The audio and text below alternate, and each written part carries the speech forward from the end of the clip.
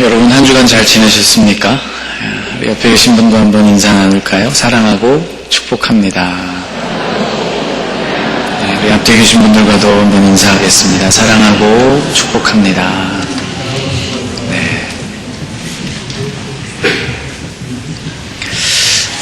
호랩동산에서 한 주를 뵙고 오늘 뵙는 거라서 그런지 되게 오랜만에 뵙는 것 같다는 느낌이 듭니다.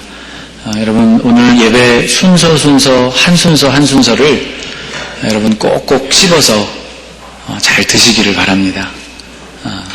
기도도 말씀도 찬송도 또 주님 앞에 드리는 헌금도 또 감사로 불러 올리는 찬송도 이 모든 것이 합하여서 하나의 예배를 이루는데요. 여러분 모든 순서에는 의미가 있고 주시는 특별한 은혜가 있습니다. 우리 찬양해 주신 찬양대를 통해서도 마음에 아마 감동과 주님 주시는 생각들을 붙드셨을 텐데 오늘 드려지는 예배의 모든 순서가 여러분의 마음에 그렇게 새겨지는 그런 귀한 시간이 되시기를 축복합니다. 출애굽한 이스라엘 백성들에게 하나님은 주님을 섬기는 법도와 율례를 가르쳐 주셨습니다. 출애굽기 25장부터는 성막을 만드는 방법, 성막의 재료는 어떻고 또 규격은 어떻고 그 재료들을 어떻게 사용해서 하나님을 섬겨야 하는지 그 성막에 대한 자세한 말씀이 나오고 있습니다. 그 중에서 오늘 읽어주신 본문은 성막에서 쓰여지는 기구들 중에서 등잔대에 대한 말씀입니다. 등잔대는 성소 안에 놓여지는 기구였습니다. 여러분 성소는 여러 겹, 4겹으로 이렇게 둘러싸여진 그런 공간이었어요. 아주 두터운 천과 가죽으로 겹겹이 덮어서 만든 공간이었습니다. 맨 안쪽을 이루고 있는 것이 가늘게 꼰 배실과 청색, 자색, 홍색 실로 그룹을 정교하게 수놓은 천이 맨 안쪽에 둘러졌고요. 그 위로는 염소털이, 그리고 그 위로는 붉게 물들인 순양의 가죽이, 그리고 맨 위에는 해달, 돌고래 가죽이라고 알려진 가죽이 덮여지게 되었습니다. 이 4겹으로 이루어진 이 성막이 우리에게 암시해주는 바는 바로 이 공간이 해가 쨍쨍 비치는 대낮에도 아주 깜깜했던 공간이었다는 것을 생각하게 해줍니다.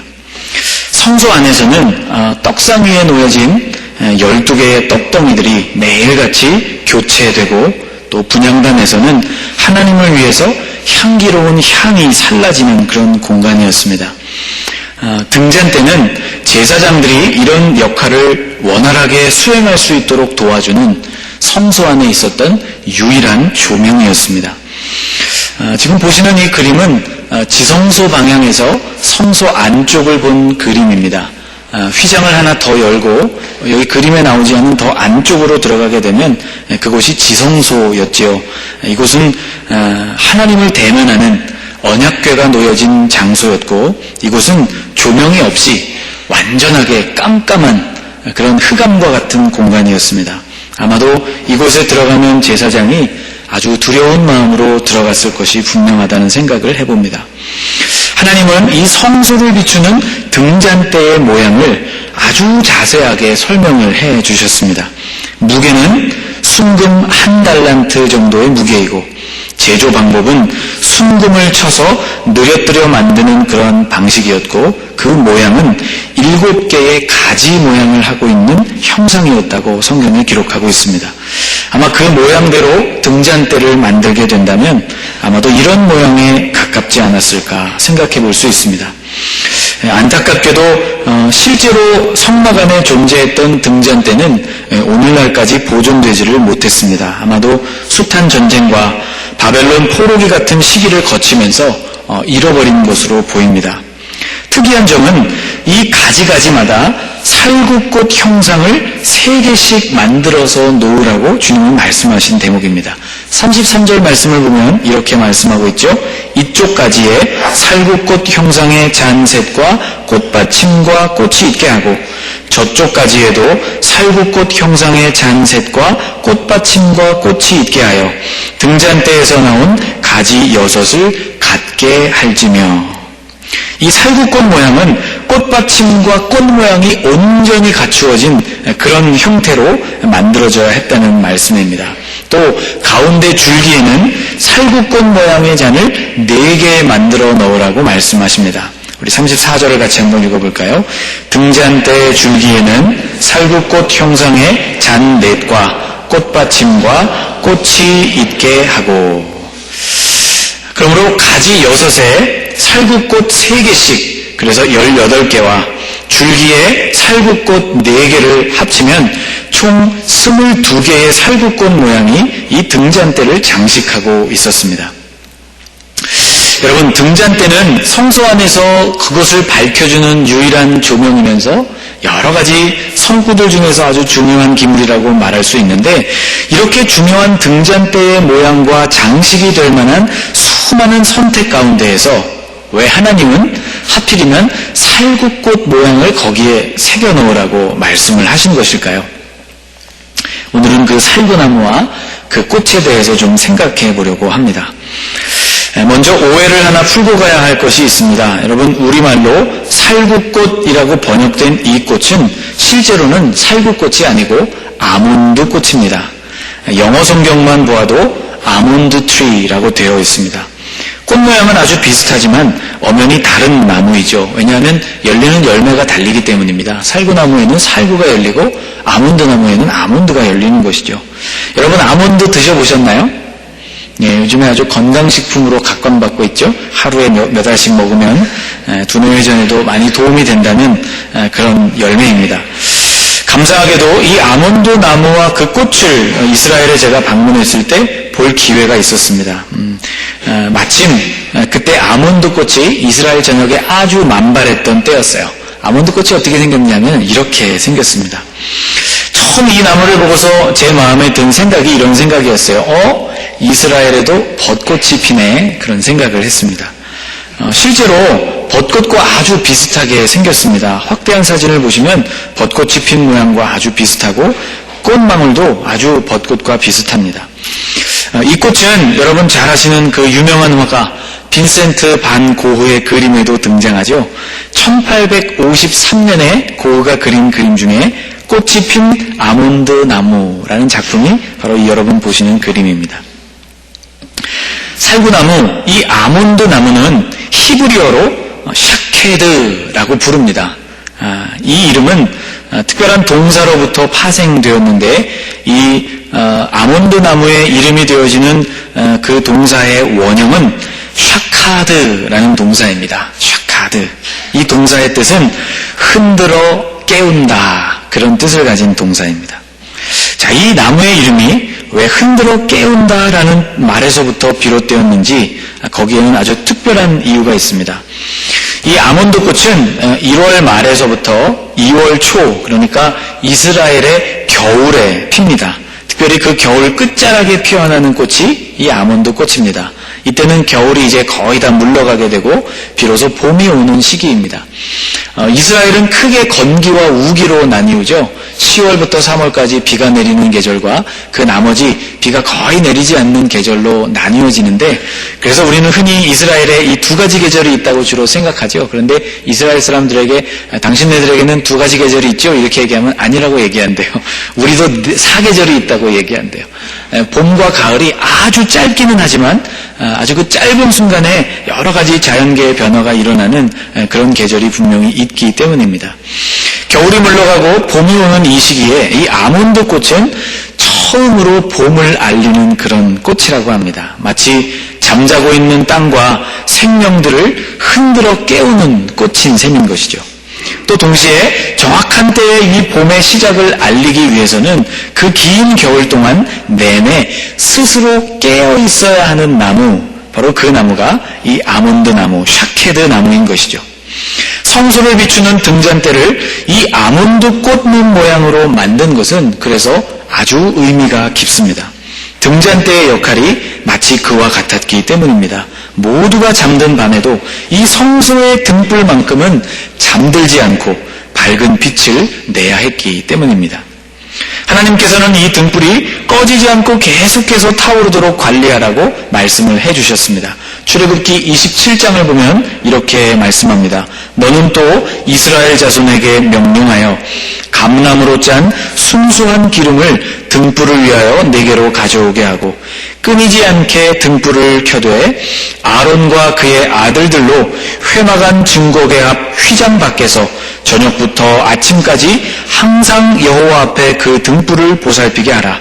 이는 이스라엘 자손이 대대로 지킬 규례이니라. 이 등불을 밝히는 데는 올리브나무, 감람나무 열매의 기름을 사용했고 그 순전한 기름으로 이 등잔을 밝히게 되었는데 이 등잔은 밤새도록 낮이나 밤이나 꺼지지 않고 24시간을 켜두어야 하는 등불이었다는 것이죠.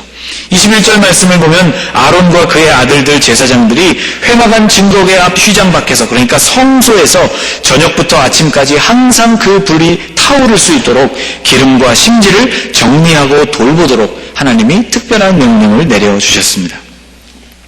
여러분, 오늘은 교사주일입니다. 우리가 우리를 가르치셨던 선생님들에 대한 생각을 해보고 감사하는 마음을 갖는 주일, 또 우리를 스승으로 세워주신 그 역할, 우리를 그렇게 세워주신 일들을 우리가 마음에 잘 새기고 그 역할을 잘 감당하기로 결단하는 주일이 교사주일인데요. 여러분, 저는 이 교사의 역할이, 스승의 역할이 바로 이 등잔대가 하는 역할과 같다고 생각합니다. 언제나 꺼지지 않는 빛을 밝혀야 하는 것, 이것이 바로 스승이요 교사의 사명인 것이죠.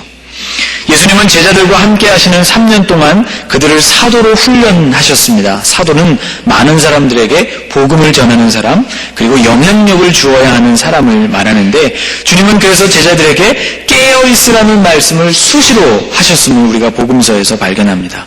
복음서에 9번 정도 깨어있으라는 말씀이 등장합니다. 특별히 주님이 겟세마네에서 기도하실 때 제자들에게 이런 말씀을 해주셨습니다. 같이 한번 읽어볼까요? 제자들에게 오사 그 자는 것을 보시고 베드로에게 말씀하시되 너희가 나와 함께 1시간도 이렇게 깨어있을 수 없더냐. 주님이 아주 안타까운 마음으로 자는 제자들에게 오셔서 그들을 흔들어 깨우시면서 너희가 1시간도 나와 함께 깨어 기도할 수 없겠느냐, 그런 안타까운 말씀을 하셨죠. 여러분, 스승이란 깨어 있어야 하는 존재입니다. 본인이 흔들어 깨어 있어야만, 그래야 잠든 사람들을 비로소 깨울 수가 있는 것이죠. 여러분, 출애굽한 이스라엘 백성들의 특기가 무엇이었는지 여러분 잘 아시죠? 출애굽한 이스라엘 백성들의 특기가 무엇이었습니까? 원망과 불평이었죠. 한 번은 지도자였던 모세와 아론에게 그들이 이런 불만을 표현했습니다. 왜 너희만, 우리 이 이스라엘 백성들 가운데 왜 너희 두 사람만 최고 지도자의 자리에 있어야 하느냐? 우리 지도자들 중에서도 그런 일들을 감당할 수 있을 만한 훌륭한 리더감들이 얼마나 많은데 왜 너희만 그 꼭대기에 있어야 되느냐 하면서 반기를 든 적이 있었습니다. 민수기 17장에서 하나님은 하나님께서 모세와 아론을 분명하게 택하신 사람들이라는 것을 보여주시기로 하시고 특별한 일을 그들에게 명령하십니다. 각 지파별로 지팡이를 하나씩 가져오라고 말씀을 하셨죠. 12개의 지팡이, 그 각 지팡이에는 각 지파의 대표자의 이름을 적게 하셨습니다. 레위 지파 그 지팡이에는 아론의 이름이 적혀졌습니다. 그리고 이 12개의 지팡이를 지성소 안에 넣어두라고 말씀을 하셨어요. 택한 사람의 지팡이는 어떻게 될 것이다? 싹이 나게 될 것이다. 하나님이 그런 말씀을 해주셨어요. 그리고 그 이튿날 성소 안에 모세가 들어갔을 때 그 12개의 지팡이들 가운데 일어난 변화를 성경은 이렇게 말씀하고 있습니다. 여러분, 어떻게 되었죠? 누구의 지팡이에서 싹이 났습니까? 아론의 지팡이에서 싹이 났습니다. 싹이 난 정도가 아니고 꽃이 피고 열매도 열렸다고 그렇게 말씀하고 있어요. 민수기 17장 8절 말씀을 보면 이렇게 말씀합니다. 이튿날 모세가 증거의 장막에 들어가 본즉 레위집을 위하여 낸 아론의 지팡이에 움이 돋고 순이 나고 꽃이 피어서 살구 열매가 열렸더라. 아멘. 여러분, 이 지팡이에 핀 그 꽃과 열매가 바로 샤케드, 아몬드 나무의 꽃과 열매였다는 것이죠.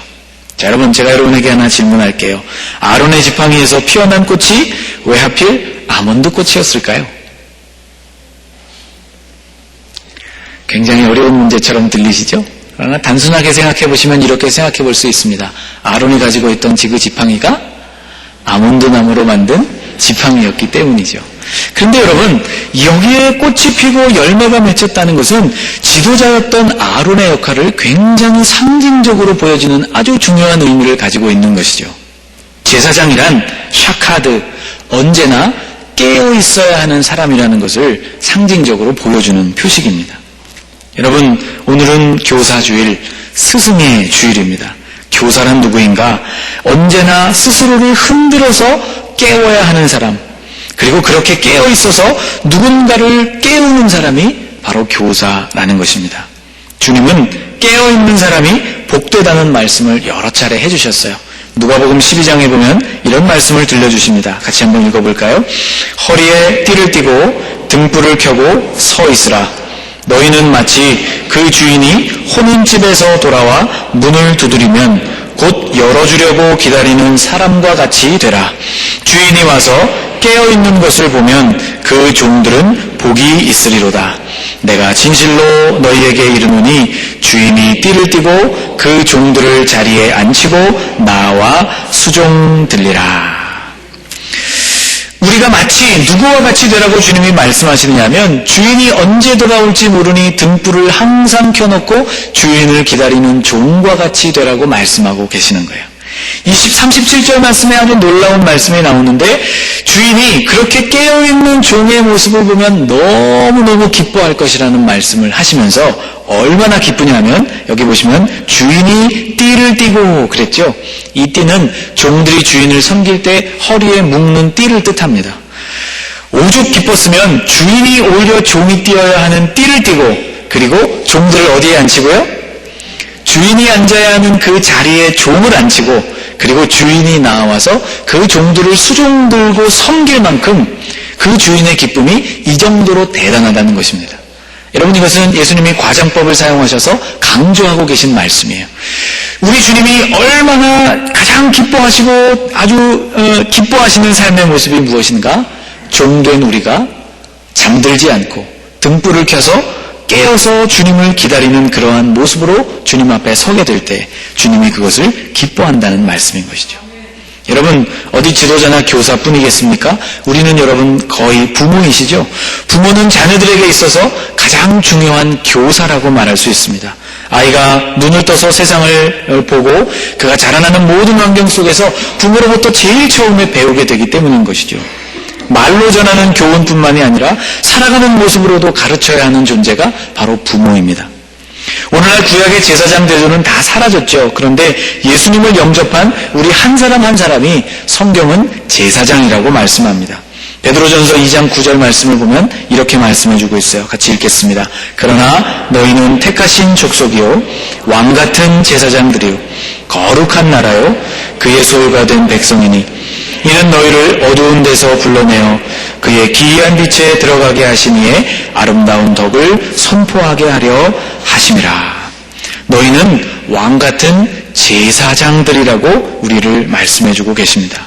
여러분, 제사장이요 또 교사요 리더요 부모인 우리는 스스로를 흔들어서 언제나 깨어있는 사람이 되어야 하는 것입니다.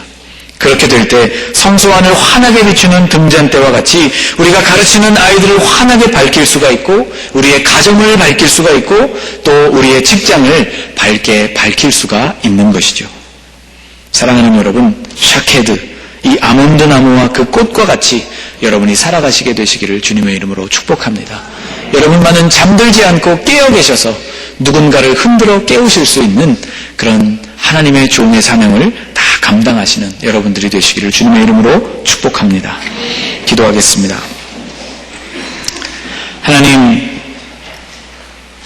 종이 깨어서 주인을 기다리면 주인이 그것보다 더 기뻐하는 일이 없을 만큼 허리에 띠를 띠고 종을 자리에 앉히고 그들을 섬기겠다고 말씀해 주신 주님의 말씀을 기억합니다. 하나님, 우리가 성소를 비추는 등불처럼 언제나 깨어있는 성도들이 되게 하여 주시옵소서. 스스로 깨어있는 아몬드 나무처럼 잠들어있는 모든 대지를 흔들어 깨우는 아몬드 꽃처럼 교사요, 직분자요, 부모요, 거룩한 제사장으로 세워주신 우리가 그렇게 살아가기를 소망합니다. 우리를 잠들게 하는 육체의 소욕과 세상의 유혹을 물리치고 주님 오시는 날까지 기름을 준비하고 등을 밝힌 슬기로운 5 처녀들처럼 주인이 언제 오를지 모르니 등불을 밝히고 주인을 기다리는 종과 같이 우리가 언제나 깨어있는 성도들이 될 수 있도록 우리를 붙잡아 주시옵소서. 오늘 우리에게 주신 주님의 사명을 잘 감당해내는 하나님의 백성들이 되게 하여 주옵소서. 예수님의 이름으로 간절히 기도하옵나이다. 아멘.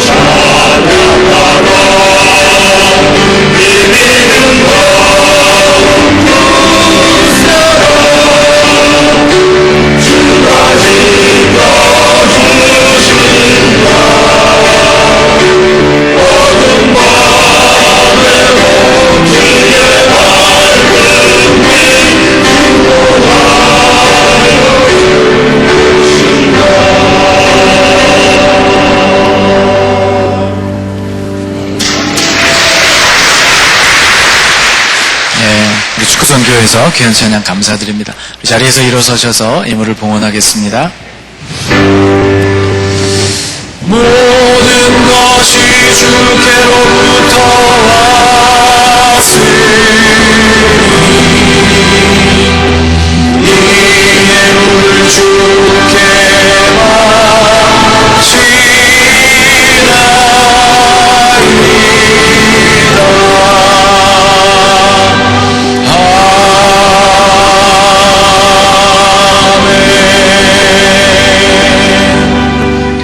하나님, 주님의 거룩하시고 높으신 그 이름을 찬양합니다.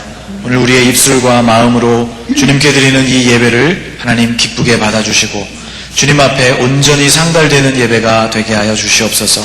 하나님, 저희가 누리는 이 모든 것이 주님이 저에게 허락해 주신 은혜요 축복임을 저희가 고백합니다. 하나님, 그런데 우리가 누리는 것들을 잃어버려 보기 전에는, 가진 것을 빼앗겨 보기 전에는, 누리던 것을 더 이상 누리지 못하는 경험을 하기 전에는 오늘날 우리가 주님 앞에서 누리는 것이 얼마나 놀랍고 귀한 것인가를 잘 깨닫지 못하는 어리석은 인생들입니다. 하나님, 오늘 우리의 마음에 주님의 귀한 깨달음을 허락하여 주셔서 우리가 호흡하고 숨쉬는 것부터 오늘 우리에게 허락하셔서 누리게 하시는 이 모든 것들이 하나님으로부터 온 것임을 깨닫게 하여 주시고 믿음으로 고백하는 하나님의 자녀들이 되게 하여 주시옵소서. 하나님, 오늘 여기에 이 예물을 주님 앞에 올려드립니다. 하나님이 우리에게 수입을 얻게 하셨고 귀한 자녀들을 허락하여 주셔서 그들이 그리스도 예수 안에서 아름답게 성장하게 하여 주셨고 우리의 손으로 일하고 수고하여 얻을 수 있는 결과물들을 하나님 허락하여 주신 것을 감사드립니다. 땀 흘릴 수 있는 일터를 허락하여 주신 것을 감사하고 힘쓰고 애써서 그 결과물을 얻는 이 땀의 결실들을 얻는 보람과 기쁨을 누리게 하셨사오니 감사를 드립니다. 하나님, 주님이 우리에게 이 모든 것들을 허락하여 주셨사오니 저희가 감사한 마음으로 주님 앞에 이 예물을 드립니다. 하나님, 기쁘게 받아 주시옵소서. 이 모든 것이 하나님으로부터 온 것임을 인정하며 드리는 예물이 되게 하여 주시고 기쁜 마음과 즐겨내는 마음으로 주님 앞에 드리는 예물이 되게 하여 주시옵소서. 또한 주님이 약속하신 대로 하나님, 그렇게 주님 앞에 즐겨내는 자들에게 하나님이 허락하여 주신 놀라운 은혜와 축복을 허락하여 주시되 땅으로부터 얻는 기름진 하나님 축복과 위에서부터 부어주시는 하나님의 놀라운 은혜로 우리의 마음과 삶을 넉넉히 채워 주시옵소서. 주님이 함께 하시는 자들에게 하나님이 부으시는 은혜와 축복을 통하여서 우리 주변에 하나님의 살아계심을 증거하게 도와주시고 혹 우리를 고난 가운데로 몰아넣으실 때에도 주님이 그 풍성하심을 따라 우리가 그 고난을 이기고 또 그것을 넘어설 수 있도록 필요를 따라 우리에게 채워주시는 하나님이심을 경험케 될 수 있도록 우리의 심령을 붙잡아 주시옵소서. 하나님, 환우들을 위하여 기도합니다. 주님, 그들의 몸과 마음을 주님의 손으로 어루만져 주시고 회복시켜 주시옵소서. 마음도 주 안에서 온전히 회복되게 도와주시고 몸도 주님이 어루만져 주심으로 말미암아 하나님, 다시 새 힘을 얻어 회복하여 주님 앞으로 나올 수 있기를 소원하오니 하나님, 치유하시는 주님의 능력이 그들의 몸과 마음을 어루만져 주셔서 온전케 하여 주시고 다시 주님 앞에 나와 우리가 함께 예배하며 하나님, 새 힘을 얻어 주님을 섬겨가는 하나님의 사람들 되게 하여 주시옵소서. 오늘 이 기도의 제목들마다 응답하여 주시되 하나님, 주님의 뜻을 따라 하나님의 때 주의 방법을 통하여 우리의 삶에 아름답게 응답하여 주셔서 주님의 영광을 드러내고 살아계신 하나님을 증거하는 귀하고 복된 손길들이 다 될 수 있도록 은혜 베풀어 주옵소서. 예수님의 이름으로 감사하며 간절히 기도하옵나이다. 아멘.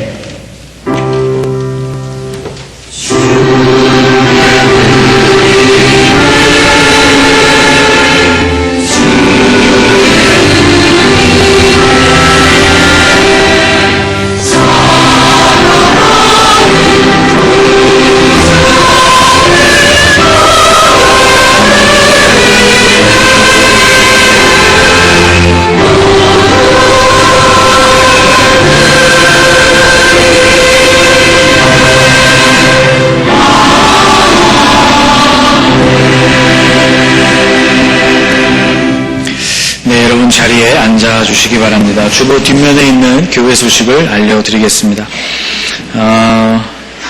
옆에 계신 분과 한번 이렇게 인사할까요? 오늘 유턴하셨나요? 이렇게 한번 인사하시죠. 네. 여러분, 겨다시 캠페인을 계속 하고 있습니다. 여러분, 교회 앞에서 불법으로 좌회전하는 일을 삼가해 주시기를 바랍니다. 예배하러 오면서 그렇게 하는 것이 여러분 마음에 좀 하나님이 찔림을 주시기를 축복합니다. 또 휴대전화도 예배 시간에는 잠재워 주시기를 바라고요. 지난주에 세 번째를 말씀드렸는데 조금 불편하셔도 횡단보도를 이용하셔서 교회 위아래에 조금 내려가시면 횡단보도가 있습니다. 그곳에서 건너주시기를 부탁을 드립니다. 무단횡단하는 것이 굉장히 위험합니다, 여러분. 오늘은요, 같이 한번 네 번째를 읽어보겠습니다. 시작. 교회 앞 도로는 버스를 이용하는 이웃을 위해 양보합니다. 이 말씀이 무슨 말씀인지 아시죠? 우리 교회 정문 앞쪽에 있는 도로변에 차를 세우시는 경우들이 있는데 주일에는 주차 단속이 나오지 않습니다만은 그래도 그곳에 차를 안 대게 되어 있는 곳이고요. 특별히 버스 이용하시는 분들이 많이 불편을 겪고 있습니다. 그래서 여러분 그분들을 배려하시고 우리 이웃을 사랑하는 마음으로 그쪽에는 주차를 가급적 안 해주시기를 바랍니다. 또 여러분 주차장 쪽으로 들어오시다 보면 그 주차 구획선을 새로 저희가 정비해서 차를 정리할 수 있도록 주차선을 그려놓았어요. 그리고 장애우 주차구역도 저희가 배치를 해놓았습니다. 그곳은 몸이 불편하신 분들이 차량을 세울 수 있도록 여러분 배려해 주시기를 바라고요. 주로 이제 주차장이 너무 멀기 때문에 가까운 도로변에 세우고 올라오시는 분들이 계셨는데 장애우 주차구역에 주차를 해주시고 그렇게 이 실내 주차장을 통과해서 교회로 올라와 주시기를 부탁을 드립니다. 6가지로 이 캠페인이 이어집니다. 여러분 기억하시고 로비에도 매주 새로운 것이 추가될 때마다 하나씩 붙게 되는데요. 여러분 보시고 또 기억하시고 그렇게 우리가 함께 아름다운 모습으로 신앙생활을 했으면 좋겠습니다. 지난주에 나눠드린 네팔구 헌금 봉투에 오늘과 다음 주일까지 우리가 네팔을 위해서 헌금을 하겠습니다. 지난주에 광고를 드리고 한 주간을 지내는 동안 또 지진이 나서요. 또 많은 사상자가 생겼다는 소식을 들었습니다. 여러분 우리 기독교 대한감리회에서도 구호 의료단이 지금 네팔로 파견되어 있습니다. 그리고 많은 도움의 손길을 지금 요청하고 있는 중인데 여러분 헌금해 주시는 그 헌금은 전부 다 네팔로 우리 기독교 대한감리회를 통해서 네팔 현지로 보내지게 됩니다. 여러분 이 일에 마음을 모아주시기를 부탁드립니다. 다음 주일에는 경조위원회에서 헌신 예배를 드리도록 하겠습니다. 문화부 영성 세미나 안내입니다. 25일 월요일 오후 3시부터 6시까지 새벽기도실에서 세미나를 갖습니다. 저녁도 제공해 드리는데요. 찬양과 하나님 나라 말씀도 들으시고 또 신승윤 교수님을 모시고 발성법의 이론과 실기에 대해서도 실제적인 강의를 듣는 그런 시간입니다. 우리 찬양으로 하나님 섬기는 이 귀한 사역을 담당하고 계신 분들이 실력과 또 주님을 향한 마음이 한 단계 더 발전하시기를 간절히 바랍니다. 웨슬리 회심 기념 분당지방 연합성회가 28일 목요일과 29일 금요일 저녁만 2번 있습니다. 특별히 둘째 날 저녁에는 우리 교회 찬양대에서 특별 찬양을 하도록 그렇게 되어 있습니다. 여러분 관심 가지시고 이 금요일에는 우리 교회에서 특별히 기도회를 따로 갖지 않고요. 우리가 불꽃교회에서 함께 연합해서 예배하도록 그렇게 하겠습니다. 기도하시면서 준비해 주시기를 바랍니다. 여러분 6월 7일 성경 골든벨이 있습니다. 오후 예배 시간을 이용해서 이루어지는데 올해는 출애굽기와 사도행전을 여러분 속회별로 공부하셔서 오셔서 올해는 꼭 골든벨을 울리실 수 있기를 바랍니다. 지난 주일이 어버이 주일이었는데요. 우리가 매년 70세 이상 되신 어르신들에게 작은 선물을 드리고 있습니다. 지난 주일 우리가 교회 행사 관계로 드리지 못했는데요. 오늘 나누어 드립니다. 여러분 오늘 꼭 받아가셔서 작은 케이크를 준비했는데요. 우리 식구들과 함께 맛있게 나눠 드시기를 바랍니다. 지난주 호랩동산 생명수협회를 은혜 중에 잘 마쳤습니다. 남녀선교회 임원분들과 회원분들이 아주 많이 애를 써주셨고요. 또 주보에 기록된 분들이 물심양면으로 많이 도와주신 것을 감사드립니다. 교회 주차장을 이용하실 때 반드시 열쇠를 사무실에 맡겨주십사 하는 광고를 한 번 더 드립니다. 호랩산 기도회 화요일 오전 9시에 출발하고요. 교사들은 금요일 9시에 모여서 기도하겠습니다. 중보기도 모임이 토요일 오전 11시에 계속되고 있습니다. 우리 민영원 성도님과 김민찬 어린이, 최일혜 권사님 건강회복을 위해서 계속 기도를 부탁드립니다. 오늘 점심은 우리 어머니 사국명선 권사님 생신을 감사해서 우리 오윤주 청년이 여러분을 오늘 대접합니다. 또 성전 꽃꽂이는 생일 감사로 유현옥 집사님과 김영준 청년이 예쁘게 봉헌해 주신 것 감사드립니다. 이번 주에 생일 맞으신 분들 계신데요. 우리 호명을 할 텐데 자리에서 잠깐 일어서 주시면 감사하겠습니다. 안경호, 전진희, 박옥림, 임경수, 홍봉일, 조형일, 이성진, 유연옥, 최충묵. 또 기록되지 않았지만 이번 주에 생일이신 분들 자리에서 잠깐 일어나 주시겠습니까? 예, 감사합니다. 우리 이분들 위해서 한번 기도하겠습니다. 하나님, 주님의 은혜를 감사드립니다. 하나님, 이번 주간에 생일 맞은 하나님의 사람들 우리가 함께 축복하고 기억할 수 있는 시간 주셔서 감사합니다. 주님, 이들의 생일 가운데 주님이 늘 인도하여 주시고 잠들지 않고 스스로 깨어있는 귀한 삶이 되게 하여 주셔서 하나님, 누군가를 흔들어 깨울 수 있는 하나님의 종들, 귀한 하나님의 사역자들이 되게 하여 주시고 매일매일 주께서 공급하시고 인도해 주시는 주님의 은혜 아래에서 매일 공급받으며 그 은혜를 누리며 증거하며 살아가는 하나님의 자녀들이 되게 하여 주옵소서. 예수님의 이름으로 간절히 기도하옵나이다. 아멘. 우리 한번 박수하겠습니다. 축하드립니다. 이 시간에 또 축하하고 환영할 분이 계셔서 소개를 해드립니다. 우리 은설이 성도님, 우리 지지난주에 결혼했던 우리 최종민 성도님의 아내 되시죠? 우리 둘이 결혼을 해서 새로 가정을 이루셨는데 오늘 우리 교회 오셔서 등록해 주셨습니다. 신혼여행 마치고 오늘 왔는데 자리에서 잠깐 일어나 주시죠. 우리 두 분, 최종민, 은설이 어디 계신가? 이쪽에 여러분 한번 박수해 주시기 바랍니다. 감사합니다. 잠깐 제가 이분들 위해서 기도하겠습니다. 하나님, 최종민, 은설이 두 사람을 하나님께서 짝지어 주셔서 귀한 믿음의 가정을 이루게 하여 주신 것을 감사합니다. 하나님, 정말 말씀 위에 주님의 은혜 위에 세워진 아름다운 믿음의 가정이 되게 해주셔서 세상의 어떤 풍파가 이 가정을 흔들지 못하도록 하나님께서 붙들어 주시는 믿음의 가정이 되게 하여 주시옵소서.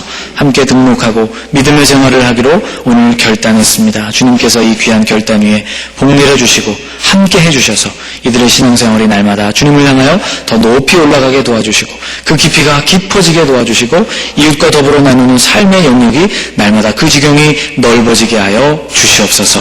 예수님의 이름으로 간절히 기도하옵나이다. 아멘. 우리 자리에서 일어서셔서 우리 옆에 계신 분들 축복하며 찬송하겠습니다. 사랑해요, 축복해요. 사랑해요,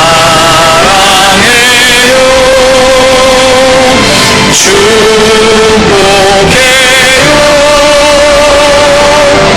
당신의 마음에 우리의 사랑을 드려요. 준비해 계신 분들과도 인사하겠습니다. 사랑해요, 축복해요.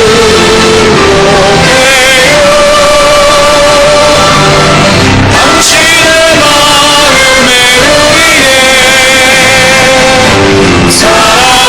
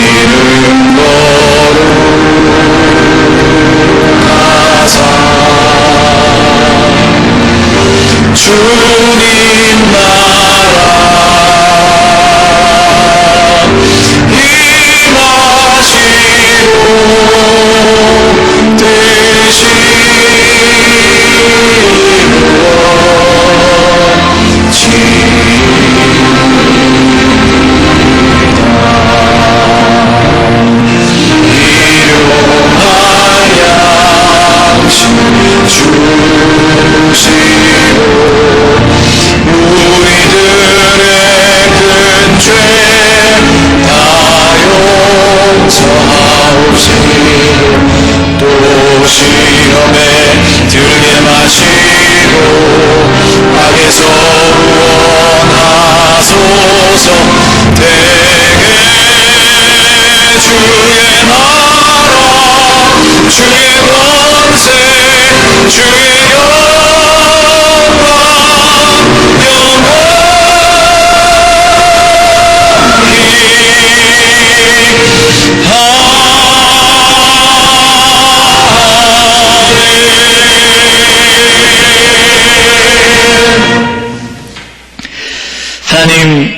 깊은 잠에 빠뜨리는 세상의 여러 가지 유혹들과 우리 스스로의 욕심으로 인하여 우리의 영이 잠들지 않도록 우리의 심령을 붙들어 주시기를 원합니다.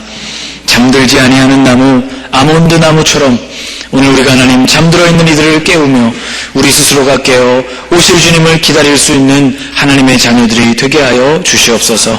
우리의 심령의 등불을 밝히고 주님을 사모하는 마음으로 하루하루를 살아갈 수 있도록 은혜를 베풀어 주시옵소서. 이제는 우리 주 예수 그리스도의 은혜와 하나님 아버지의 사랑하심과 성령의 교통하심이 오늘 주님 앞에 그렇게 살아가기를 원하는 하나님의 사람들 머리머리 위에 지금부터 영원까지 함께하여 주시옵기를 간절히 축원하옵나이다. 아멘.